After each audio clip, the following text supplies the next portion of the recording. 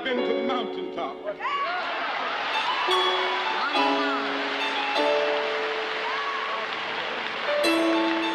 anybody, I would like to live. Hello, my name is MLK Jr Sr. I am the president and CEO of the Thankful Heritage Museum.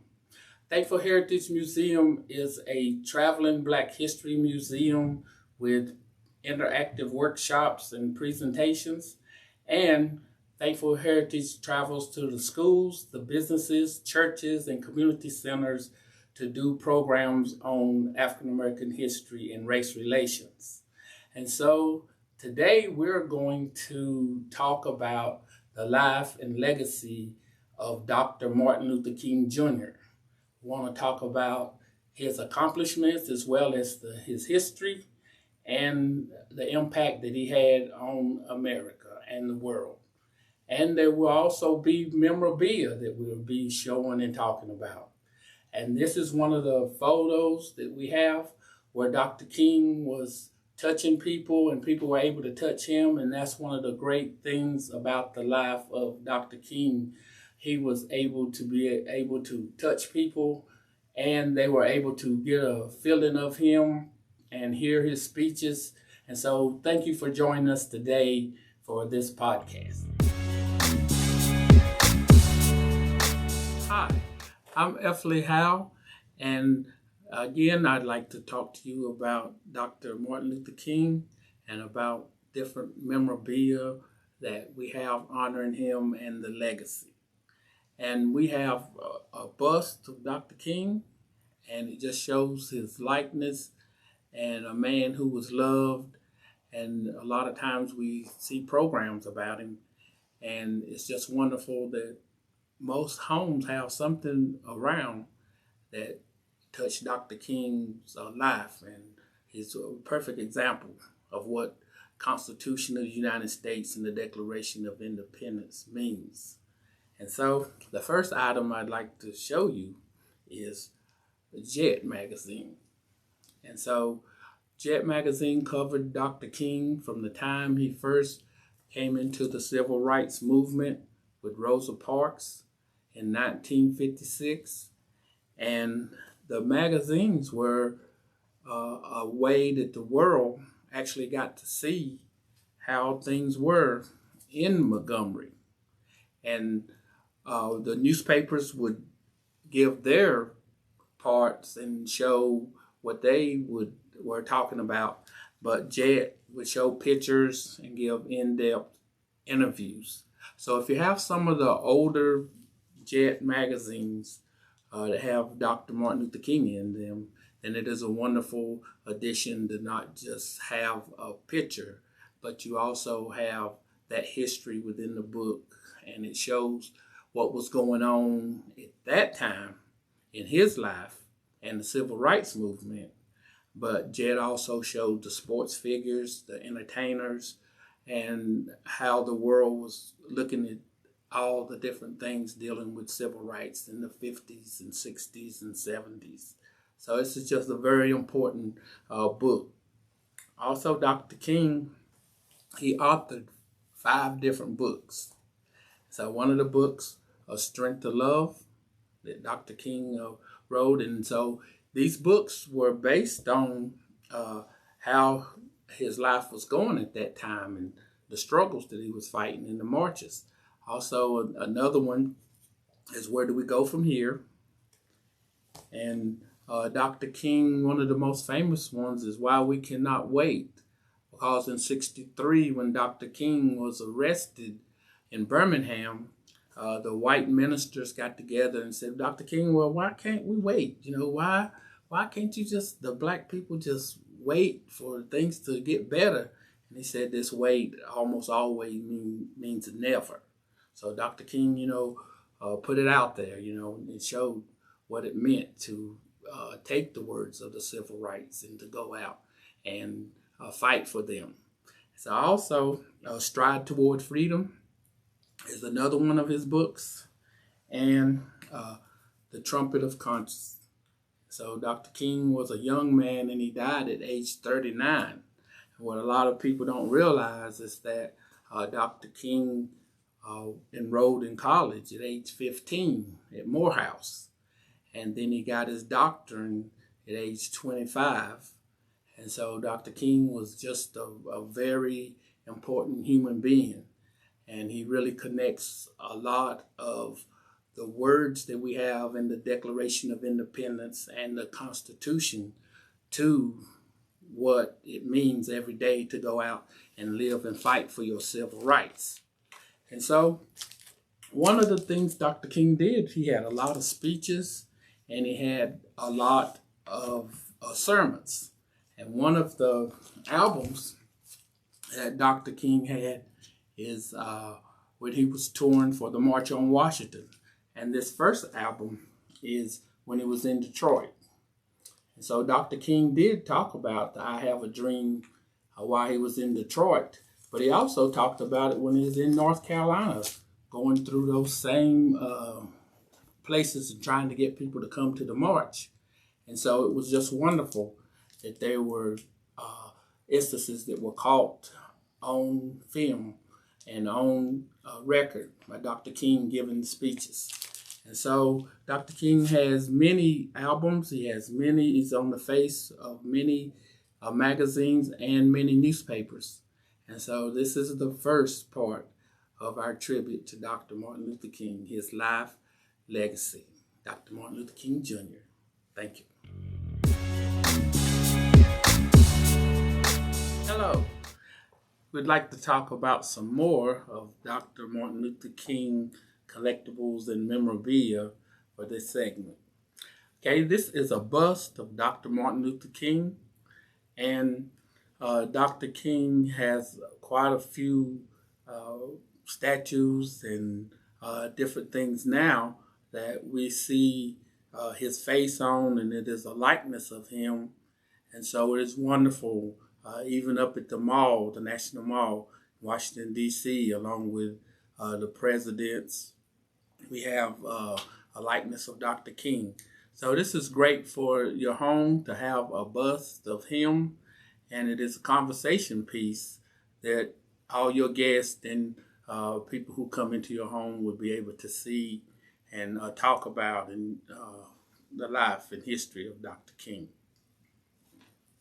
Next, I'd like to talk about a lot of the collectibles that were advertised in the newspapers and that were sold in different stores during the 60s, late 60s and 70s, especially after Dr. King passed. And so the pennants came out, and a lot of these pennants had pictures of Dr. King, and sometimes the Kennedy brothers would be in some pennants also. But these here are just different ones that you would see that people got for a collectible and something to memorize Dr. Martin Luther King Jr. by. And it is just wonderful that you would be able to wear these around and have them, you know. And so another thing that we had was the different buttons, and these buttons were before 1986, except one. And this one here in the middle, it tells that this was the first year that we had the King holiday. And the other buttons were like, let's not let the dream fade away. Let's keep the dream, you know, in the forefront. We must make his birthday a national holiday. And so these were many of the buttons that people had and wore, you know, to let people know that we needed to do something to honor this man. And also, we have a knife, we have an ink pen that was also could be ordered in catalogs, honoring Dr. King, that you could give to your children, and that you would have that would one day, you know, be something that you could give someone honoring this great man. And then in 1979, the U.S. Postal Service, they started giving stamps honoring Dr. King. And so although the stamps came out in 1978, this is the first day cover, 1979, for Dr. Martin Luther King. It would be 1986 before the first holiday would actually be signed into law. And all the schools and post offices and government facilities would be taken off to honor this great man, because we do have presidents who are honored in one day, but Dr. King is the only person who has a national holiday in the United States whose life was such great accomplishment and changed so many people's lives that it was deemed and it was fought for and it was marched for, and the legislation was out there and people signed documents and records were put out, that we need to have this holiday. And then finally, this great American hero was honored with his day of celebration. And then also, Dr. King was on the cover during his lifetime of many books and magazines and newspapers. So during that time, one of the biggest selling magazines was Time Magazine. And Time Magazine in 1957 put out this issue, and this is Dr. Martin Luther King Jr. right after the Selma March. And he also spoke up on the mall for the Civil Rights Movement, the celebration for that in 1957. In 1964, Dr. King was again on the cover of Time Magazine. And this time it was because he had won he'd won their Man of the Year for Time, but he also won the Nobel Peace Prize. And he was the youngest person at that time who had ever won the Nobel Peace Prize. And it sort of solidified and let everybody know that this fight and struggle that he had for so long, was shown around the world and recognized by the Peace Prize. And this was Dr. King fighting for the Meredith March. And so after James Meredith got shot, Dr. King, he went down and marched, and it was a long march from Selma to Montgomery also, and it just showed, what Dr. King would. He didn't only just say things, but he did get out and march, and Coretta marched with him a lot of times too. And this magazine here really touches my heart because it shows the sacrifice that Dr. King made. And Dr. King said that Jesus gave us the way, but Gandhi gave us the tactics. And so can you imagine having more than 40 death threats every day on your life, and you still fighting for civil rights, for your human rights? And so Dr. King did not just free the African Americans, the Negroes that we were called at that time, but with the civil rights bills that were passed, this allowed more of the white women to go into the workforce and be able to have jobs they had never been able to get. But it also allowed for more of the Latinos who were coming here working and the Asians who were here working. It allowed them opportunity to get jobs in the workforce and have businesses. Also, Dr. King was highlighted on different plates, and this one here is just a highlight and a likeness of him, and it shows and tells his history on the back. And then there's another one, a brass plate that shows Dr. King and tells his, I have a dream. And everyone would like for their children to be judged by their character, not by the color of their skin. And And that's what Dr. King had put out and was telling everyone. And so this is another segment, and we do have another one coming up. Thank you. Hello, we're back for the last and final segment of the King Holiday Celebration, and hopefully you have enjoyed it. And we'd just like to, cover 3 more things. One of the things that I'd like to talk to you about is this 1954 Dr. King, Martin Luther King Jr., when he was installed at Dexter Avenue. And this is an amazing piece of documentation that has a lot of history. First of all, Dexter is the name of his second son, and Dexter Baptist Church, it was in Montgomery, were right by the Capitol. So when Dr. King marched from Selma across the Edmund Pettus Bridge, and they marched all those miles to get to the Capitol to protest about voting rights, then Dr. King was really standing in front of his church. And so this was an amazing feat, and it was an amazing thing that they had marched over there, because people were saying that they would kill them before they would allow them to peacefully march over there for voting rights. So this is a 1954 piece that has Dr. King in it, and anytime you can get any type of documentation of him, it is important if you can get it and keep it, and it's dated and everything. So just wanted to bring that up in this last segment. So a lot of times when we talk about Dr. King, we talk about him after he died.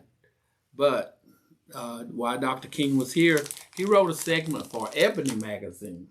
And this is one of the magazines that they have that they put out in 1962. And it says from Booker T. Washington to Martin Luther King Jr.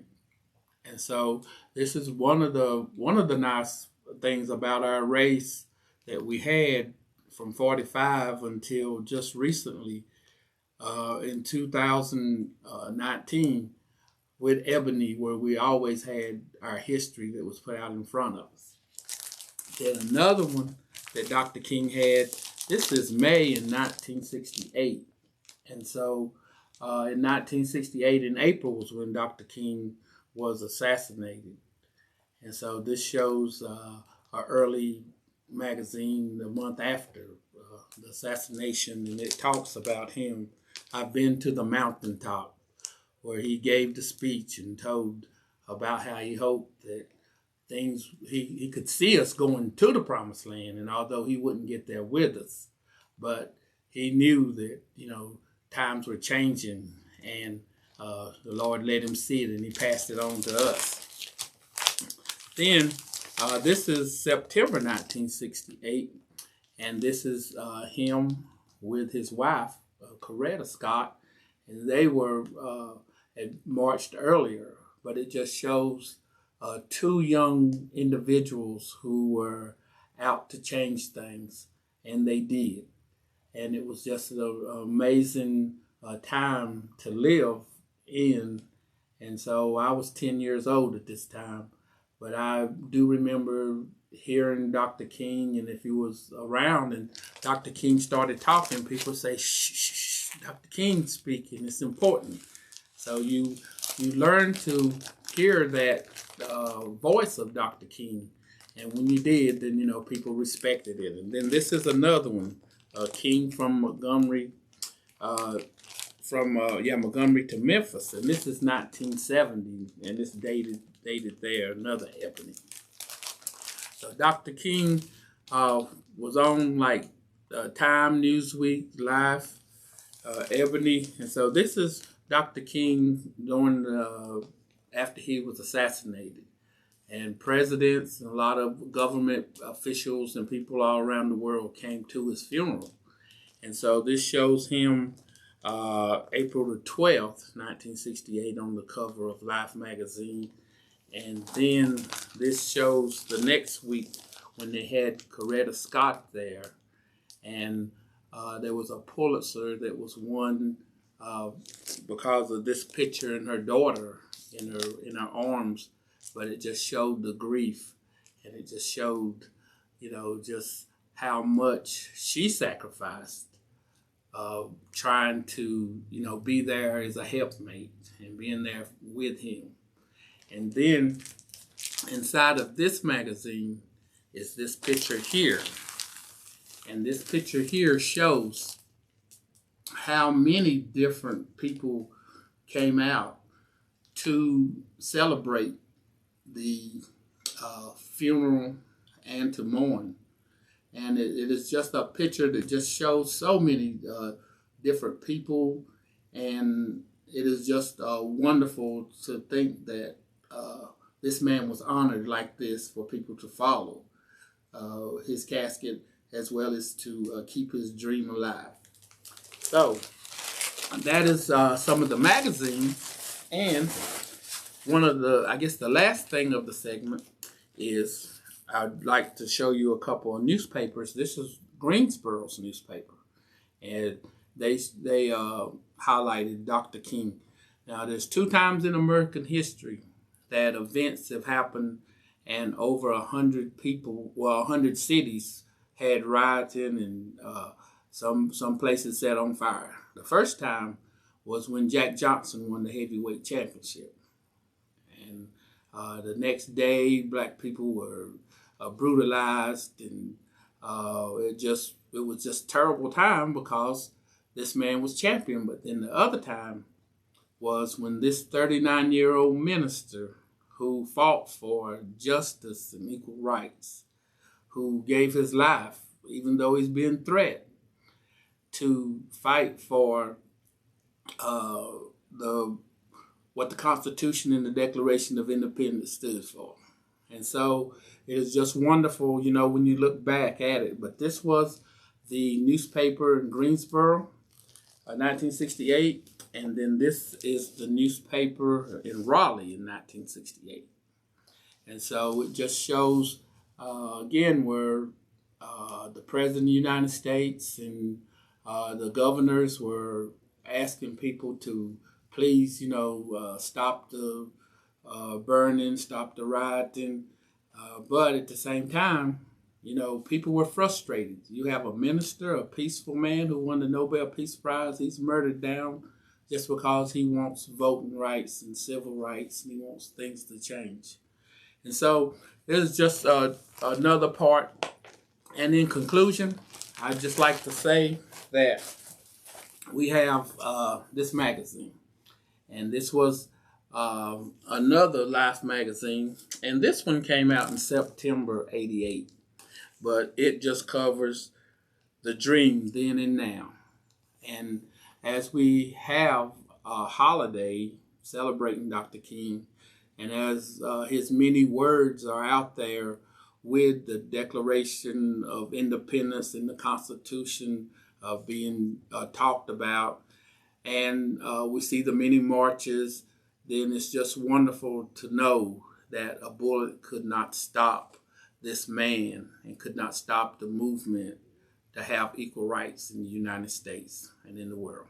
So thank you for attending and helping us with this segment. And may 2021 be the best year of your life. Thank you. Hello. And for our final, wrap up of our podcast today, we'd like to tell about a few things. First of all, some fun things about Dr. King you may not have known. Dr. King liked to shoot pool, and he was an excellent pool shooter. And if he went into a city or a town and the guys were out and they didn't come to church, then he could go to the club and shoot pool or to the pool hall during the day, And, you know, people say Dr. King can't shoot no pool, but they realized, you know, quickly that Dr. King could do quite a few things that they may not have read about in the paper. Another thing Dr. King would do, people would always say in his entourage, you know, Dr. King, you know, you're going to die, man. You know, they're going to kill you. Dr. King say, well, Abernathy or Julian Bond or, you know, hey, said, no, they're going to kill you first, man. And then this is what I'm going to say at your funeral. And then he'd go on and he'd start, you know, preaching their funerals and telling them what he was going to say, the things he was going to say about them. And so he had a way of easing and calming them, you know, during hard times, you know. But this was another thing about Dr. King, you know, that a lot of people didn't know. And then another thing is Dr. King could quote Plato. He could quote a lot of the early thinkers of Rome. And he would start covering some things when he was in class in college. And he'd say, well, let's cover this part right here from page this to that. And he may quote off the top of his head 3, 4, 5 pages without looking down at all. So he was just a great man who was touched, and he could do so many things. And he was a family man. A lot of times we don't get to see him, you know, pushing his kids in swings or, you know, watching them take the first steps and all that. But Dr. King was very accomplished as far as a man who came from a large family and a man who knew the power of family and having that structure of the father and the mother in the home. So these were just a few of the fun facts about Dr. King that we'd like to, you know, bring up. But on a more serious side, time, you know, we'd like to talk to you just a little bit, to the youth and to everyone about Dr. King. And there's a story that I'd like to tell you, just a short little, you know, story that in 1956, Dr. King was in Montgomery for the bus boycott, and his house was blown up while he was at church speaking. And so it just blew up the front porch and part of it, and Coretta Scott was in there with, so Dr. King, they said, well, Dr. King, you know, you need to go home quick. So he went home, and then while he was in there talking to her, then a crowd came outside.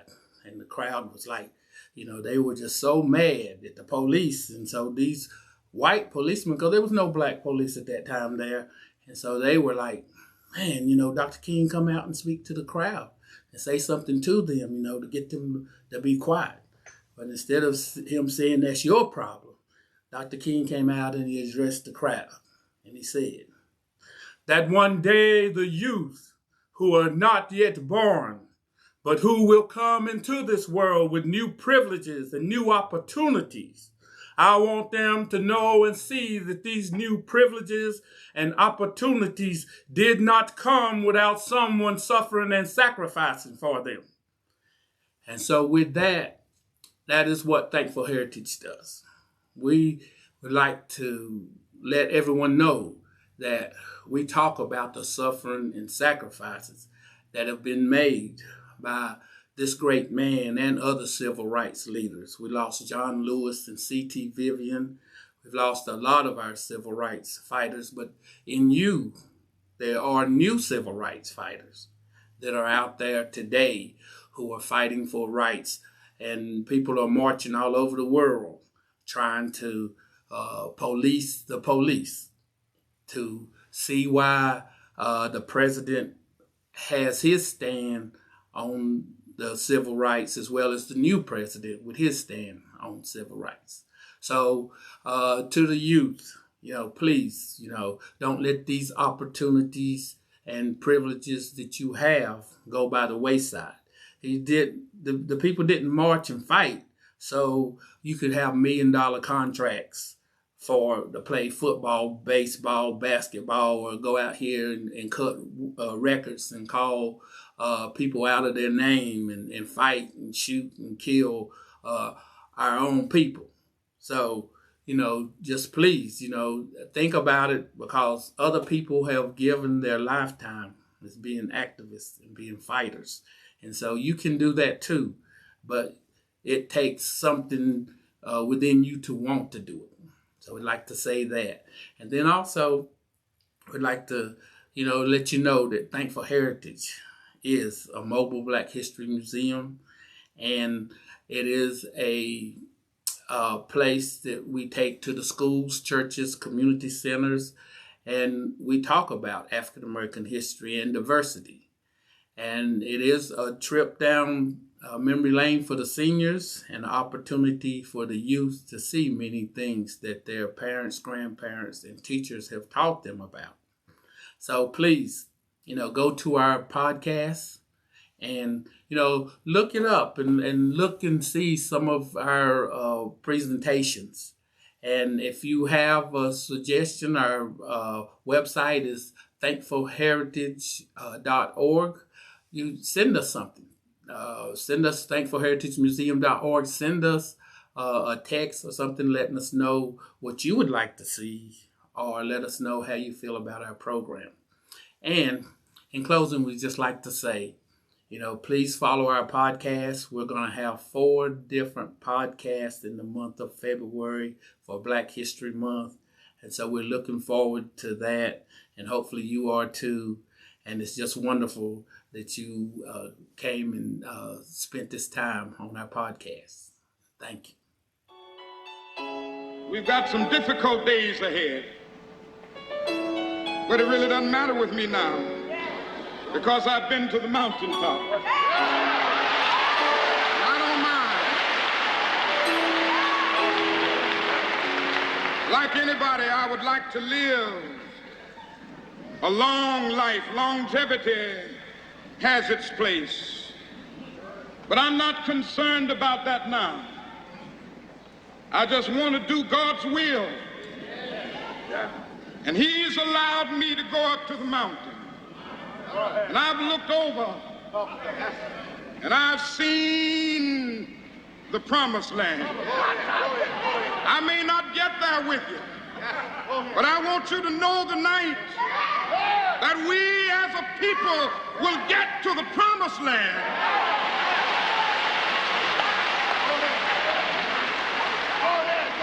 So I'm happy tonight. I'm not worried about anything. I'm not fearing any man. Mine eyes have seen the glory of the coming of the Lord.